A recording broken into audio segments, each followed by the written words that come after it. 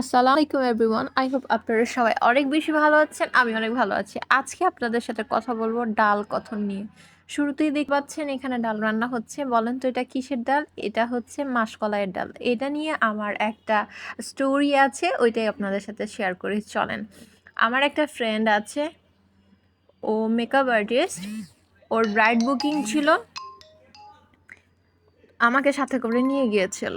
তো যেখানে বিয়েটা হয়েছে বিয়ে বাড়ি, ওইখানে হলো আপনার বিয়ে বাড়িতে তো রিচ ফুড রান্না করা হয়, pulao, roast, chicken fry, korma টোরমা, কাবাব, সব কিছু। বাট ওরা পোলাওয়ের সাথে মাসকলাইয়ের ডাল রান্না করেছে। আমি তো দেখে অবাক, আমি তো কখনো এটা খাইনি যে মাসকলাইয়ের ডাল দিয়ে পোলাও। বাট এত টেস্টি ছিল আর এত বেশি মজা লেগেছে আমার কাছে, আমি বাসায় প্রকাশও পারবো না। এরপর থেকে আম্মুকে বলেছিলাম, আম্মু বলে এটা মাসকলাইয়ের ডাল। তারপর এটার আমি ফ্যান হয়ে গিয়েছি।